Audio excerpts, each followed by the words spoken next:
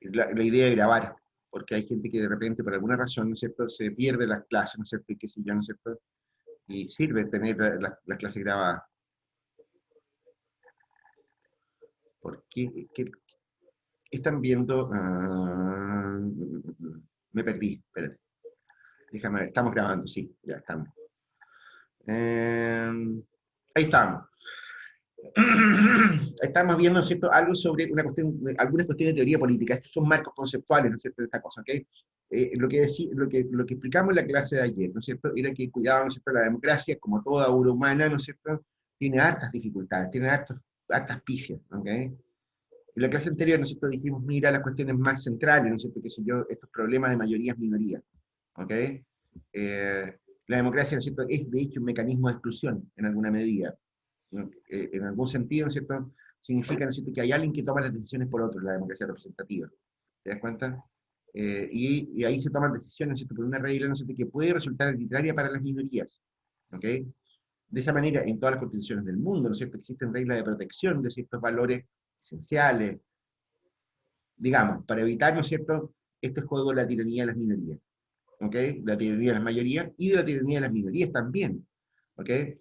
De hecho, hay partidos, ¿no es cierto?, que se han constituido en una especie de árbitro de decisiones, ¿no es cierto?, en los cuales ellos se sitúan en este espacio minoritario, ¿no es cierto?, que es el que termina por volcar las decisiones políticas. ¿Ok? O sea, durante muchos años, por ejemplo, que el Partido Radical probablemente, ¿no es cierto?, jugó ese papel.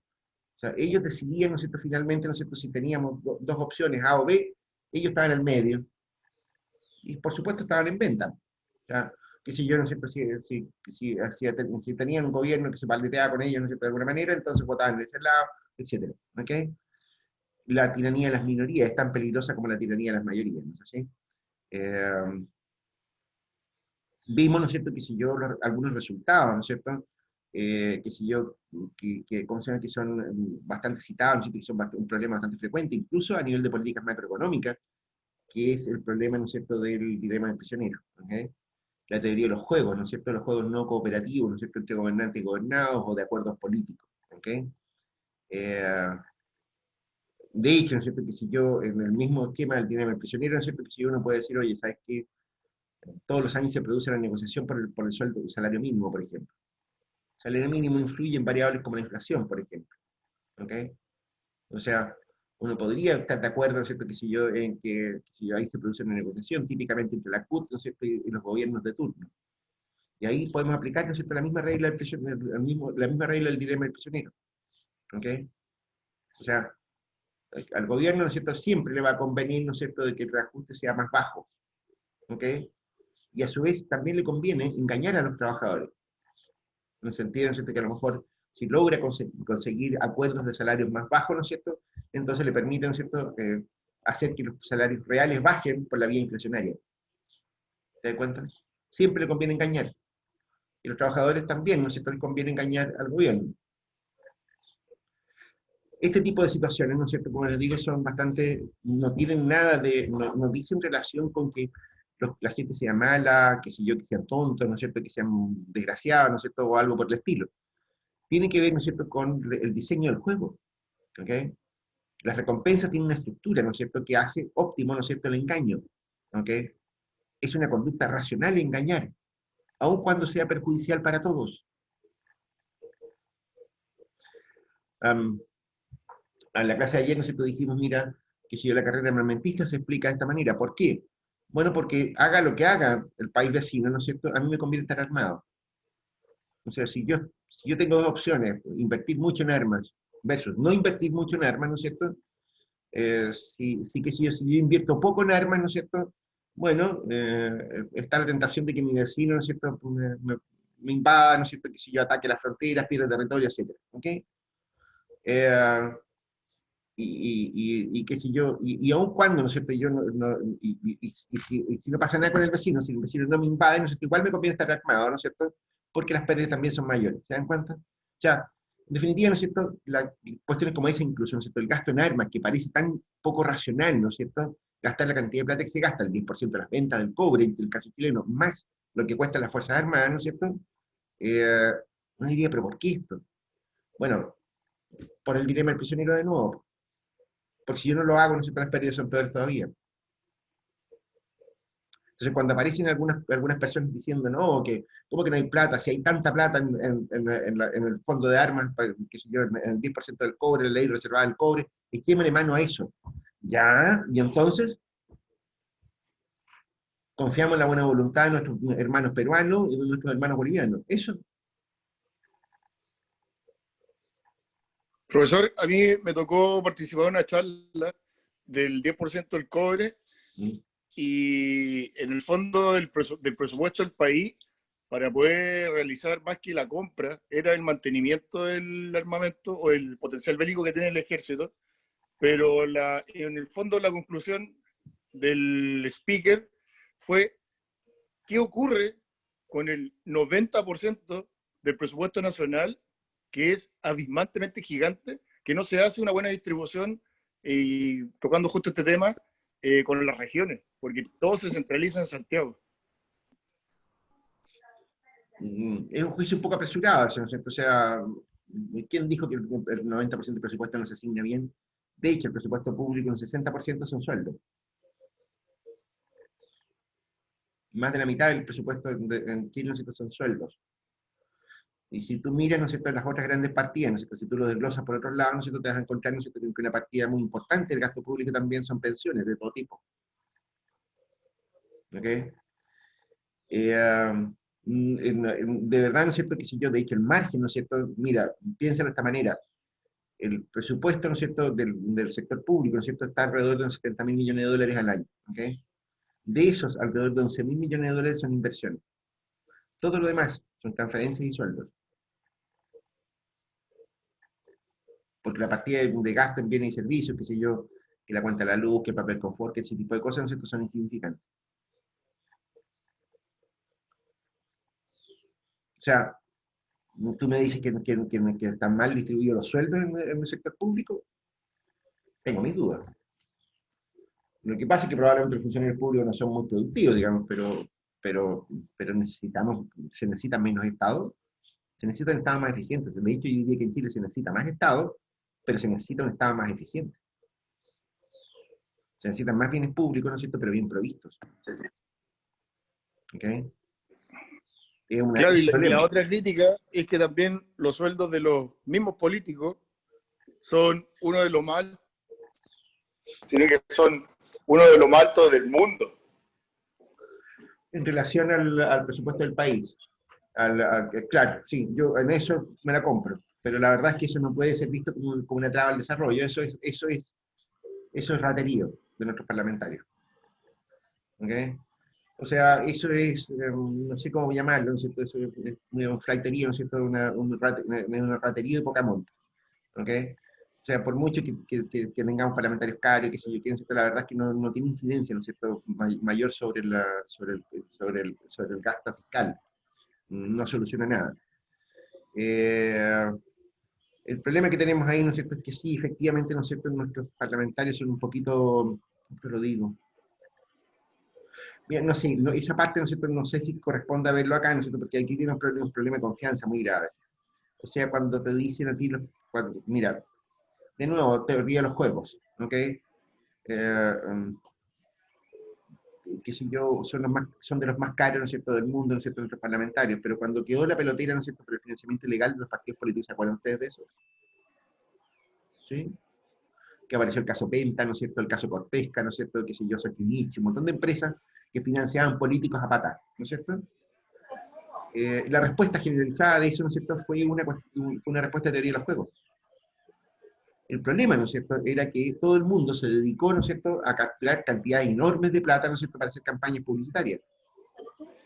El problema es, ¿no es cierto?, en que si tú salías a ocupar esa cantidad enorme de plata, ¿no es cierto?, entonces perdía la elección. Fíjate, ¿no es cierto?, que el problema, ¿no es cierto?, que tenía un candidato a senador, por decirte algo, ¿no es cierto?, era, de nuevo, el juego, ¿no es cierto?, que teníamos en la clase de ayer. ¿Se acuerdan de eso, chiquitos? El juego, en que las alternativas eran, digamos, prostituirse un poquito o no prostituirse un poquito. ¿Te das cuenta? De nuevo, ¿no es cierto?, si no se prostituía un poquito, ¿no es cierto?, significaba que perdía la elección. El peor escenario posible. El equilibrio óptimo era que todos se prostituyeran un poquitito. No hay culpables. El esquema estaba mal hecho. La estructura de incentivos estaba mal estructurada. ¿Te das cuenta? O sea, aquel candidato, ¿no es cierto?, que se les daba de digno y que no, que yo no lo de recibir plata a nadie, ¿no es cierto?, porque no, porque patria muerte venceremos, o algo por el estilo, porque es pecado, ¿no es cierto?, que ustedes elijan el fundamento, ¿no es cierto? El resultado de eso yo sé que iba a perder la elección, así de corto. Y si tú crees en tus ideas, ¿no es cierto? Bueno, eso es mucho peor, ¿no es cierto?, que recibir unas luquitas por debajo de la mesa, haciéndose el saco pera, ¿no es cierto? Y total, después de alguna manera se le compensará, porque no hay que ser mal agradecido, ¿no es cierto? O sea, todo el mundo tiene algunos defectos, ¿no es cierto? Pero ser mal agradecido es un defecto muy grave a veces en política. Ya. Eh, el tema es, ¿no es cierto?, como sea que ustedes se dan cuenta, ¿no es cierto?, ahí tenía un problema de incentivo. La pregunta que yo me hacía, ¿no es cierto?, en ese caso, ¿no es cierto?, bueno, era, pero momento chicos, ¿ok? Me estáis diciendo, ¿no es cierto?, que entonces en definitiva no me alcanzan las lucas para ganar la elección, ¿no es cierto? Era simplemente lo único que tenía en perspectiva los partidos políticos. ¿Dónde estaban los liderazgos de esa gente? Los liderazgos de opinión. Lo que te está diciendo con eso, ¿no es cierto?, es que hay un, es que a la gente no le alcanzaba con todo lo que con todo los recursos que tenía disponibles. Ahí el problema, ¿no es cierto?, es un problema grave, generalizado, ¿no es cierto?, de ratería. Pero son rateros pocos, digamos. O sea, el problema, ¿no es cierto?, son las raterías en Chile de escala más grande, ¿no es cierto?, esos sí son problemas. Pero que estos otros tipos, ¿no es cierto?, se andan chupando unas pocas lucas, qué sé yo, ¿no es cierto?, la verdad es que no tiene mucha relevancia. La verdad que yo le encuentro razón aquí, acertó, de que claro, los políticos hoy día actuales que están en los puestos, o los que estuvieron, e invirtieron en base a Sokimich, para un lado, para el otro, en el fondo más que líderes, fue bastante marketing de la imagen publicitaria que se valieron para poder llegar a sus cargos. Porque hoy día nos damos cuenta que el país carece de líderes naturales que puedan llevar un hilo conductor de una política de Estado. Sí, por ahí yo creo que eso tiene más sentido. O sea, en la práctica, ¿no es cierto?, hay una crisis de liderazgo. Pero cuidado, de nuevo, ¿no es cierto?, eso tiene mucho de los tiempos. Hay mucha gente, ¿no es cierto?, que hoy día está berreando porque los jóvenes no entienden nada de nada, porque son una patata ignorantes, o qué sé yo, ¿no es cierto? Qué sé yo, hace poco, ¿no es cierto?, un artículo de Sebastián Edwards en el Mercurio, ¿no es cierto?, que hablaba en contra del buenismo, del Frente Amplio, de la izquierda, no sé qué cosa. Eh, pues, todo el mundo hoy día está rasgando vestidura, ¿no es cierto? Porque, qué sé yo, porque los nuevos políticos son unos irresponsables, son unos pendejos, ¿no es cierto?, y no sé qué otras cosas más. ¿Ok? Eso es parte de los tiempos, chanchitos. O sea, eso significa, ¿no es cierto?, que, los que se dan de Illuminatis, ¿no es cierto?, en este asunto, ¿no es cierto?, los que se dan de que saben mucho, en realidad no aceptan, ¿no es cierto?, un cambio evolutivo. Mira, lo que está ocurriendo con las pérdidas de liderazgo político está pasando en todos los ámbitos. ¿Ok? Yo tengo un hijo, ingeniero civil. A él, todos sus clientes, ¿no es cierto?, le van a decir qué es lo que hay que hacer. Tiene 200 años de experiencia, ¿no es cierto?, en, qué sé yo, en ingeniería química, ¿no es cierto?, pero cualquier tipo, ¿no es cierto?, le va a decir lo que tiene que hacer. Tengo una hija abogado. Los clientes le llegan diciendo, mire, me han atropellado derechos fundamentales, yo quiero poner recursos de protección. No, pues, está dentro de la ley, compadre. No, pero ¿cómo? Yo vi en internet esto otro. Tengo un hijo médico, ¿no es cierto? Y los pacientes le llegan en la misma. Mire, parece que yo tengo un síncope al páncreas. No, bueno, te doy la guata. No, pero es que yo leí en internet que no sé qué cosa. El problema de credibilidad, ¿no es cierto?, le pasa a todo el mundo. A mí mismo me pasa. Yo hago clase en la universidad, ¿no es cierto?, y mis estudiantes están con el teléfono celular, ¿no es cierto?, verificando lo que yo les digo en clase. Me ha pasado, ¿no es cierto?, que me he equivocado con el nombre de un autor, por ejemplo, ¿no? No es Paul, es Michael. Ah, ya, fundamental. ¿Te das cuenta? Nuestros estudiantes creen que se las saben todas porque están en Google. ¿Te das cuenta? Los profesores la tenemos chunga hoy día, ¿no es cierto? Porque porque nuestros estudiantes creen que se lo saben todo porque tienen Google en la mano. Mi mecánico me ha dicho lo mismo, pero porque si yo, que se le llena, ¿no es cierto?, de clientes que dicen, mire, tengo trabado el rodamiento del tubo escape. No existe, no, pero es que yo lo vi en internet.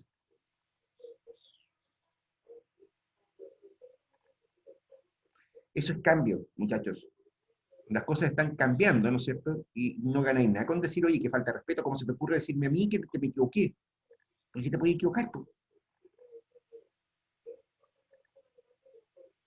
No es solamente a los políticos, le está pasando a todo el mundo exactamente lo que les acabo de decir. No sé, en la experiencia profesional de ustedes probablemente les tiene que haber pasado también. Lo que antiguamente, ¿no es cierto?, le pasaba solamente a los entrenadores de fútbol, hoy día le pasa a todo el mundo. Hasta hace algunos años atrás, ¿no es cierto?, todo el mundo era experto en fútbol, ¿no es cierto?, y decir, no, tendría que haber sacado a Pepito, ¿no es cierto?, después a Juanito, o qué sé yo, o este tipo, ¿no es cierto?, está fallando porque no corre mucho, ¿no es cierto?, qué sé yo qué. Todo el mundo era experto en fútbol, ¿no es cierto? Eso lo alegaban los entrenadores hace 10 años atrás o 20 años atrás. ¿Ok? Hoy día eso mismo está pasando con todos los profesionales. Todos. Y con los políticos también. Solo que no tienen sentido del humor, ¿no es cierto? Y no aceptan que los corrijan. Es la diferencia. ¿Ok? Bien. ¿Dudas, inquietudes? ¿Algo más? Bueno, a ver, algo habíamos deslizado en la clase anterior, ¿no es cierto? Y que aquí teníamos otro problema más. Eh, bueno, ¿qué un problema, ¿no es cierto?, de la racionalidad de la democracia? No le podéis pedir que la democracia funcione como un genio renacentista. La democracia ni siquiera es racional, ¿ok? Se conoce como el teorema de imposibilidad de Arrow, ¿ok? Y no sé si sea el momento de verlo acá, digamos, pero... no, bueno, si les interesa el tema lo podemos ver más adelante, ¿no es cierto? Pero de verdad, ¿no es cierto? Esa idea, ¿no es cierto? Créanla. No le puede existir racionalidad a la política. A mucha gente se le dice, mire, fíjese que, dice yo, que el tipo que estaba diciendo A un día, a la semana siguiente diciendo B. No tiene nada de irracionales. La política es así, porque la opinión pública es así. ¿Estamos claros? La pega del político, ¿no es cierto?, es interpretar a su electorado. Esa es su pega. No es ser un técnico en economía, ¿no es cierto?, ni ser un técnico en leyes, ni nada que le parezca. La pega del político es interpretar, ¿no es cierto?, a sus representados. Por lo tanto, va a opinar lo que opina la opinión pública de su jurisdicción. Sus preferencias personales de lado, completo. ¿Estamos claros? Curiosamente, ¿no es cierto?, un buen político, ¿no es cierto?, es aquel que lo primero que se le olvida, ¿no es cierto?, son convicciones personales. Bien, sigamos. Eh, um, eh, eh, bien, ok, esto tiene que ver, ¿no es cierto?, con lo que habíamos dicho, ¿no es cierto?, con el problema de elección pública, ¿ok? Bueno, una solución para esto, ¿no es cierto?, y lo vamos a ver, vamos a volver sobre el tema más adelante, ¿no es cierto?, justamente, ¿no es cierto?, es que este tipo de problemas en gran medida se tienden a solucionar haciendo más locales la representación política, más cercana, más confianza, más información, ¿no es cierto?, más información pertinente, cercana a las personas, ¿ok?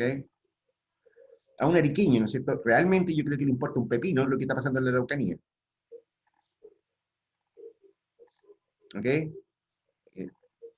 Si yo salgo a la calle y le pregunto a los ariqueños, ¿no es cierto?, diga, mire, quemaron el camión 530, me van a responder con cualquier cosa. ¿Se dan cuenta? La cercanía, ¿no es cierto?, la inmediatez, ¿no es cierto?, que es información en la práctica, ¿no es cierto?, es súper importante, eso tiene un fundamento político, esta cosa. Aquí hay otro problema más, ¿no es cierto?, que es más bien del orden de la sección que habíamos dicho político-administrativa, ¿no es cierto? El problema, ¿no es cierto?, de la gente principal. Aquí, ¿no es cierto?, aquí la chacha, ¿no es cierto?, puede ser es bastante clara. Veamos. Y aquí yo creo que aquí nos falta un poquitito, ¿ok? Nos falta un poquitito de teoría también. Modelo agente principal, ¿no es cierto?, tiene que ver con gestión, con administración. ¿Qué queremos decir con esto? Las organizaciones, ¿no es cierto?, tienden a distribuir funciones. El problema, ¿no es cierto?, es que en muchas ocasiones, ¿no es cierto?, uno no observa, ¿no es cierto?, no puede observar y o no puede verificar, ¿no es cierto?, que la función contratada, ¿no es cierto?, sea efectivamente la que se está haciendo. Y de esa manera, ¿no es cierto?, los contratos tienen que cambiar. Dicho de otra manera, que si yo mando, ¿no es cierto?, a un intendente, ¿no es cierto?, en los años 50 a gobernar Arica, ¿no es cierto?, no tengo ninguna posibilidad de verificar ni observar, ¿no es cierto?, cómo es su gestión. No había internet, las comunicaciones eran difíciles, el transporte era muy complicado, ¿no es cierto?, me echaba 2 días en llegar a Arica, ¿no es cierto?, cosas de ese estilo. ¿Ok? El jefe estaba lejísimo. Entonces, un intendente, un administrador regional, ¿no es cierto?, hace lo que quiere en la práctica, ¿no es cierto?, en esas condiciones. ¿Qué es lo que estamos diciendo? ¿Esto es tan raro? Bien, es bien raro, ¿no es cierto? Y les voy a proponer un ejemplo, ¿no es cierto?, para que ustedes lo vean. ¿Ok? Una de las críticas, ¿no es cierto?, que se hizo muy frecuente, ¿no es cierto?, hace un tiempo atrás, ¿no es cierto?, tenía que ver con la forma en que se remuneraban a los micreros. Uno de los fundamentos del Transantiago es eso. A los micreros se les pagaba por boleto cortado. ¿Se acuerdan de eso? Se les pagaba por boleto cortado, ¿no es cierto? Y por lo tanto, ¿no es cierto?, ellos tenían unos sueldos, ¿no es cierto?, que eran bastante nominales, era el salario mínimo, ¿no es cierto?, pero se les pagaba una compensación por boleto cortado. ¿Qué es lo que pasaba? Bueno, los micreros empezaban a competir por pasajeros, ¿no es cierto?, y andaban echando carreras, qué sé yo qué, ¿no es cierto?, y se tiraban las micros encima para captar los pasajeros, aumentaba el peligro en las calles, etc. Pero ese era el antecedente de fondo. ¿Cómo se les paga a los que manejan taxis colectivos, o taxis en general? ¿Alguien tiene Una, idea? hay una participación de lo que ellos, en realidad ellos le pagan al dueño del taxi. No recuerdo, por ejemplo, diariamente tiene que pagarle 25.000 pesos. Así que lo que el taxista se haga es para él. Si ganó 100.000, se queda con todo el resto. ¿No es cierto? 30, tiene que pasarle los 25. Es Fantástico. como ¿Y a los camioneros cómo les pagan?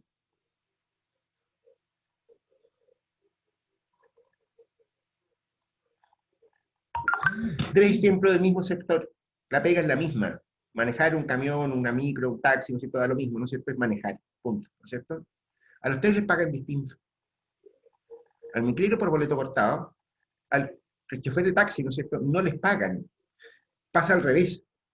Es el taxista el que le paga una cantidad de plata fija al dueño del taxi todos los días. La diferencia es que para él hay un acuerdo, por supuesto, de mantención, benzina, qué sé yo qué, le pasa la plata, ¿no es cierto?, y el tipo corre con el gasto en benzina y se queda con una ganancia. El dueño del auto, ¿no es cierto?, se queda con, no sé, con 20 lucas al día, ¿no es cierto?, y hace las reparaciones, ¿ok?, las mantenciones. Le mantiene el auto en condiciones. En caso del camionero, tiene sueldo fijo. Sueldo fijo, chao. No corre ni el kilómetro por recorrido, ni qué sé yo qué, no, nada. Es sueldo fijo. ¿Por qué?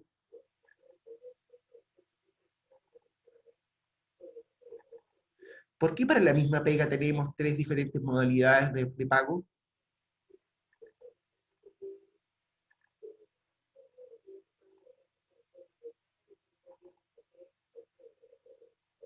La respuesta está en los contratos óptimos. ¿Ok? ¿Qué es lo que ocurre? Lo que estábamos diciendo recién. Ocurre, ¿no es cierto?, que hay en las tres pegas, ¿no es cierto?, las condiciones en que se puede observar, ¿no es cierto?, la conducta del chofer, el esfuerzo, la dedicación, ese tipo de cosas, ¿no es cierto?, son distintas en los tres casos. ¿Ok? A la micro, ¿no es cierto?, tú le tienes un recorrido. ¿Ok? Y tú puedes controlar en las garitas, ¿no es cierto?, la ejecución del recorrido. En el camino, de hecho, ¿no es cierto?, antiguamente habían sapos, ¿no es cierto?, que le decían al chofer de la micro, mira, la no sé cuánto, va 10 minutos adelante, qué sé yo, ¿no es cierto?, cosas de ese estilo, porque ahí había información entre medio. ¿Cuál es la diferencia, ¿no es cierto?, entre un buen conductor y un mal conductor, ¿no es cierto?, en el caso de los micreros? Bueno, el que le interesaba recoger pasajeros, que se llevar gente, habían otros que se dedicaban a pasear con la micro. Por eso se le instalaba un sistema, ¿no es cierto?, en que ellos ganaban plata en función de los boletos cortados. Eso era lo que no se podía observar en el caso del micrero. Entonces, efectivamente, el tipo paraba en los paraderos, ¿no es cierto? Que si yo lo interesaba recoger pasajeros. ¿Te das cuenta? Porque el recorrido lo puede hacer, ¿no es cierto? Que si yo, era controlable, ¿no es cierto? El camino que hacía el micrero. En el caso del taxista o del colectivero, ¿no es cierto? No hay manera de observar, ¿no es cierto?, si el tipo está trabajando o haraganeando, o haciendo cualquier cosa, o salir a pasear con la polola en el taxi. No hay manera de saber eso. ¿Cuál es la solución en ese caso? Bueno, que él corra todos los riesgos del negocio del taxi. ¿Se dan cuenta? El incentivo, ¿no es cierto?, es, tú ganas si trabajas. Si no trabajas, no ganas, porque tú estás obligado a entregar una suma fija al dueño del taxi. En el caso del camionero, ¿no es cierto?, tú puedes observar todas las variables. El negocio de la carga que hay que transportar, de dónde llevarla, para dónde ir, qué sé yo qué, ¿no es cierto? El chofer de camión no es mucho más que un robot, ¿no es cierto?, que lo que tiene que hacer, ¿no es cierto?, es conducir un camión, ¿no es cierto?, de un punto a otro y nada más. El negocio lo hace el dueño del camión, ¿no es cierto?, con los dueños de la carga, qué sé yo, dónde tiene que ir llevar la carga, y todo ese tipo de detalles, ¿no es cierto?, los ve el dueño del camión. El camionero lo único que hace es manejar, nada más. Y por eso se le paga un sueldo fijo. Eso es lo que se conoce, ¿no es cierto?, como el problema de agente principal. ¿Ok? Hay aspectos del trabajo, ¿no es cierto?, que no son observables, ¿no es cierto?, y eso significa que tú tienes que generar contratos óptimos. En el caso del sector privado, ¿no es cierto?, esa cuestión es relativamente sencilla. No es tan sencillo a veces. A ver, en el caso de las multitiendas, ¿no es cierto?, qué sé yo, hay multitiendas, ¿no es cierto?, qué sé yo, que le pagan comisiones, ¿no es cierto?, en el caso de la farmacia, ¿no es cierto?, como conocido hace poco, que le pagan comisiones por venta a sus vendedores. Hay otras que le pagan un sueldo fijo, que no hay comisiones por venta, o son insignificantes.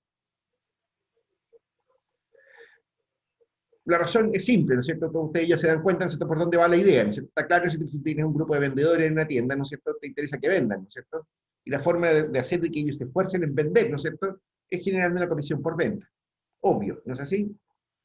El problema, ¿no es cierto?, que observan algunas tiendas, ¿no es cierto?, si ustedes han ido a Falabella, se van a encontrar con ese detallito, en que los clientes, ¿no es cierto?, cuando tú entras a una tienda donde había comisión por venta, ¿no es cierto?, los tipos te sobrevendían, te atosigaban, trataban mal al cliente. El cliente que se le veía como con no muchas lucas, ¿no es cierto?, no lo pescaban ni para la chuleta, porque no había comisiones por ganar ahí. Trataban mal a los clientes. En otros casos, ¿no es cierto?, a los clientes les vendían cosas muy caras, ¿no es cierto?, que no tenían ningún sentido. ¿Te das cuenta? Trataban mal a los clientes, ¿no es cierto?, y muchas multitiendas, ¿no es cierto?, lo que hicieron fue eliminar la comisión por venta, porque para ellos era más importante, ¿no es cierto?, la vinculación con el cliente que la vinculación con el vendedor. El caso de Falabella.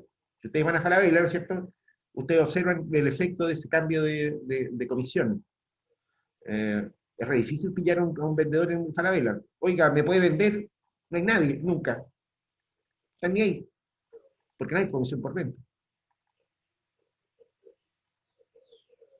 Como les digo, en el sector privado, ¿no es cierto?, esto es relativamente sencillo, ¿no es cierto?, a pesar de que en algunos casos tiene sus complicaciones. Ya vemos, ¿no es cierto?, que en el sector privado se puede, ¿no es cierto?, establecer distintos tipos de contratos. Cuando se trata, ¿no es cierto?, de regionalización, ups, aquí sí que tenemos un problema. El control de agencia, cuando se trata de empresas, de entidades públicas, ¿no es cierto?, ese sí que es cacho. ¿Ok? Porque ahí no tienes venta, ¿no es cierto?, que observar.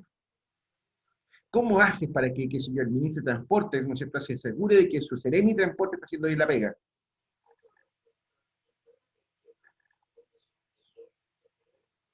¿Cómo nos aseguramos, ¿no es cierto?, que el Seremi del Trabajo, ¿no es cierto?, esté haciendo la pega que se le pidió que haga? ¿Cómo hacemos que un gobierno regional haga lo que queremos y lo que esperamos que haga? Controlándolo. Hay cosas que no son simplemente observables.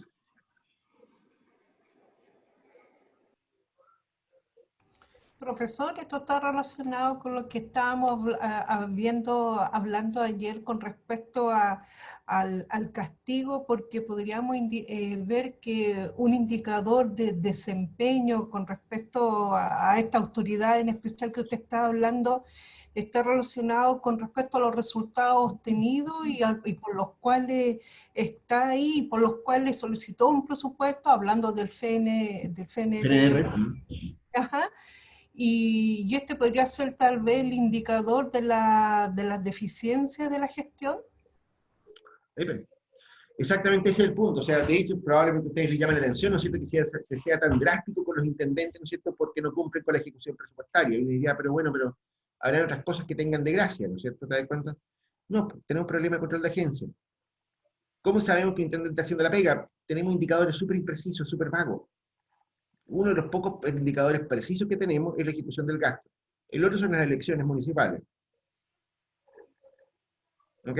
Los intendentes son evaluados por dos cosas hoy día en Chile: por su ejecución presupuestaria y por los resultados de la elección municipal. Así de corto. Lo demás no es observable. Todo el resto de la gestión de un intendente, ¿no es cierto?, no es observable, no es verificable. De hecho, la aspiración máxima de los intendentes, ¿no es cierto?, es pasar piola. Porque otros indicadores, ¿no es cierto?, son cuando quedan cosas noticiosas, cuando quedan peloteras que salen en el Mercurio, ya ahí estamos listos para la foto, ¿ok? Saliste en un escándalo en el Mercurio, ya tienes mal pronóstico. De nuevo, el problema, ¿no es cierto?, de control de agencia es un problema súper complejo, ¿no es cierto?, cuando se trata de la administración pública, ¿ok?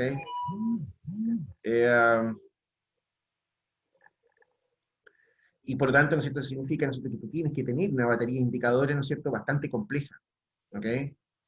La única solución que hasta aquí existe, ¿no es cierto?, sobre ese tema es la batería de indicadores. Pero eso no funciona aquí, ¿ok? La alternativa, ¿no es cierto?, es dar más autonomía, ¿no es cierto?, de modo tal de que sean las propias personas, ¿no es cierto?, las que evalúen periódicamente lo que está ocurriendo. En algunos países, ¿no es cierto?, existen mecanismos, ¿no es cierto?, que permiten destituir una autoridad, ¿no es cierto?, en cualquier minuto, ¿ok? Una solución, ¿no es cierto?, en algunos casos podría ser una cosa como esa. Por ejemplo, que el intendente pueda ser removido, ¿no es cierto?, por una mayoría significativa del Consejo Regional, por ejemplo. Que si yo, 3/4 partes del Consejo Regional, te cambia el intendente. ¿Te das cuenta? O sea, eso haría, ¿no es cierto?, podría proporcionar una visión más completa, ¿no es cierto?, del desempeño de un intendente, por ejemplo. ¿Te das cuenta? Pero hoy día este es un tema, ¿no es cierto?, este es un tema, ¿no es cierto?, en el cual no se puede perder de vista, porque la delegación de funciones, ¿no es cierto?, de una autoridad política, ¿no es cierto?, administrativa, ¿no es cierto?, es un tema complicadísimo, porque la administración pública no tiene indicadores de resultados visibles. La administración privada, ¿no es cierto?, es fácil, entre comillas, ¿no es cierto?, porque es cuestión de ver cuántos boletos cortó en la micro nomás, ¿no es cierto?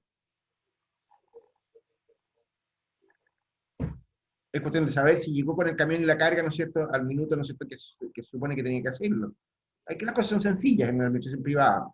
O sea, no son sencillas, son menos difíciles que en la administración pública. ¿Ok? En la administración pública, ¿no es cierto?, esto es muy complicado de hacer. Eso explica, ¿no es cierto?, en gran medida los problemas de burocracia, ¿no es cierto?, los problemas de, qué sé yo, de verificación que tienen los servicios públicos con la Contraloría, etcétera, etcétera, etcétera. Mucho. Este problema, ¿no es cierto?, no es el lugar, ¿no es cierto?, para hacer formalizaciones matemáticas del modelo agente principal, ¿no es cierto?, pero sí, ¿no es cierto?, es un problema complicadísimo, ¿no es cierto? De hecho, en alguna medida explica por qué los sueldos son demasiado buenos. ¿Ok? Lo que se conoce como el salario de eficiencia. Les cuento un cuento, ahí creo que les puedo contar un cuento sobre ese asunto que puede ilustrar un poco este punto. ¿Ok? Que es una historia muy conocida, de hecho, ¿no es cierto? El caso de la Ford, ¿no es cierto?, cuando desarrolló, Henry Ford desarrolló su modelo, ¿no es cierto?, de producción en línea. Como todos ustedes saben, ¿no es cierto?, la Ford no inventó nada, ¿no es cierto?, salvo un sistema de producción más rápido, que de hecho, ¿no es cierto?, es lo que ha venido haciendo la industria automotriz en el último siglo. Pero en concreto, ¿no es cierto?, la gran innovación de Ford, ¿no es cierto?, fue el taller móvil que se llamó, ¿no es cierto?, que es la producción en línea. ¿Ok? Hasta antes de la Ford, ¿no es cierto?, los automóviles que se fabricaban, ¿no es cierto?, eran pequeñas obras de arte. Pues se fabricaban, ¿no es cierto?, qué sé yo, con un diseño, ¿no es cierto?, pero se fabricaban casi enteros a mano. Era como una producción artesanal, si quieren. ¿Ok? Eran un lujo. Ford instaló esta línea de producción. ¿Ok? La línea de producción significaba que tú entrabas un montón de fierros por una parte, ¿no es cierto?, y salían autos andando por la otra. ¿Ok? Fantástico, ¿no es cierto? toda una revolución en la industria automotriz de la época, ¿no es cierto? Que si los autos Ford, ¿no es cierto?, se empezaron a vender a un tercio del precio de un auto nuevo comparable. Un tercio. Ya estoy, lo que te estoy diciendo, ¿no es cierto?, es que si tú tuvieras, que si hoy día un auto nuevo vale 10 millones, ¿no es cierto?, una fábrica que empieza a vender autos a 3,5 millones de pesos. Autos nuevos. Ese fue el impacto que genera Ford en la industria automotriz. Bien, Ford, ¿no es cierto?, cuando empezó, ¿no es cierto?, en una empresa muy rara, ¿no es cierto?, en Ford, ¿no es cierto?, no se movía una hoja, como diría el capitán general, ¿no es cierto?, sin que Henry Ford lo supiera. Ford era una empresa tremendamente integrada, ¿no es cierto?, eran dueños de minerías de carbón, de hierro, ¿no es cierto?, eran dueños de siderurgia, de, qué sé yo, de maestranza, ¿no es cierto?, qué sé yo, ¿no es cierto?, de fábrica de partes y piezas, ensamblaje de automóviles, ventas de autos, ¿no es cierto?, lo hacían todo, todo. Las casas, ¿no es cierto?, donde vivían los empleados de Ford, ¿no es cierto?, eran de la Ford. Las casas. Ningún gasto superior a $5.000, ¿no es cierto?, se autorizaba sin la firma de Henry Ford en la Ford. $5.000 para Ford, ¿no es cierto?, era bastante poco. Bien, a ver. Una característica muy rara, ¿no es cierto?, que tenía Ford, ¿no es cierto?, era que pagaba muy bien. A los empleados, ¿no es cierto?, a los trabajadores industriales de Ford, ¿no es cierto?, se les pagaba por lo menos el doble del salario de mercado.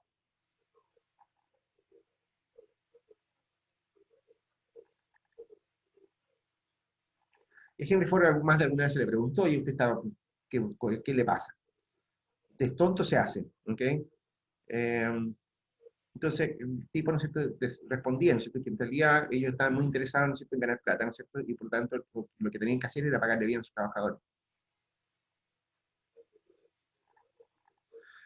¿Por qué eso? Dirán ustedes. ¿Por qué era eso? ¿A alguien se le ocurre por qué?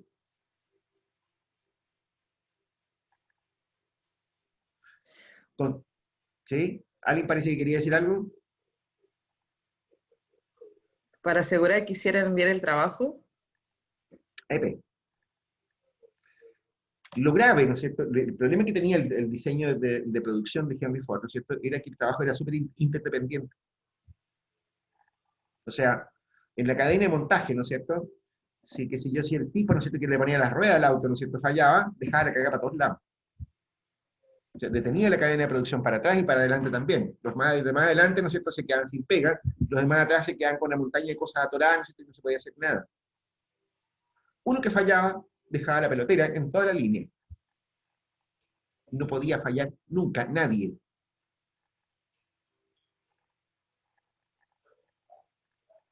Factores. ¿Cómo controláis que nadie falle? Si alguien se enferma, si se pega un martillazo en un dedo, que sé yo, no sé, ese tipo de cosas. ¿Se puede realmente controlar eso? La respuesta de Ford, ¿no es cierto?, era muy sencilla. Le pagaba el doble o el triple del salario de mercado. El que fallaba para afuera, venga otro. Había 50 personas esperando por su puesto de trabajo. El tipo, ¿no es cierto?, estaba absolutamente comprometido con hacer bien su trabajo, ¿no es cierto?, porque tenía un trabajo muy bien pagado, ¿no es cierto?, muy por arriba del mercado, ¿no es cierto?, y por lo tanto cuidaba su trabajo, ¿no es cierto?, y se cuidaba él mismo, ¿no es cierto?, y no fallaba, etcétera, etcétera, etcétera. Chanchitos, eso se llama salarios de eficiencia.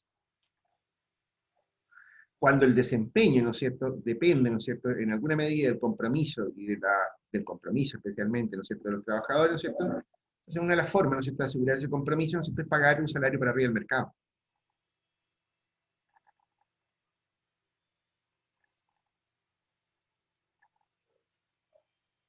Es una solución al problema de agente principal, y probablemente sea una de las buenas explicaciones de por qué tenemos buenos sueldos en la administración política del Estado. De verdad, un intendente, ¿no es cierto?, tiene que ganar 10 millones de pesos, más viáticos, más chofer, más celular, más un montón de cosas de ese estilo. ¿Cuánto le cuesta un intendente al país? Y de verdad, ¿no es cierto?, las personas que han ocupado el cargo podrían ganar eso mismo en el mercado.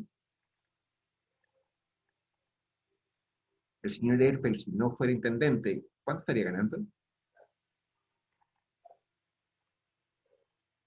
La señora Letelier, si no hubiera sido intendenta, estaría ganando lo que ganaba.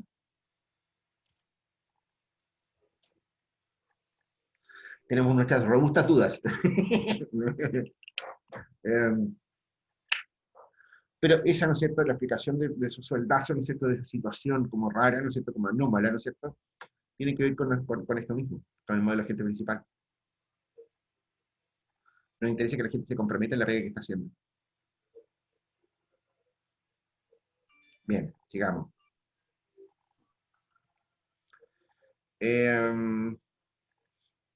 Aquí ya, a ver, paremos unos 5 o 10 minutos, ¿les parece? Pues ya llevamos más de una hora, ¿no es cierto?, en esta cosa, ¿no es cierto?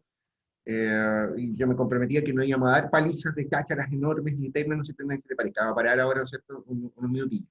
¿Les tinca? Bueno, profesor. Ya está. Vamos a dejar de grabar además también.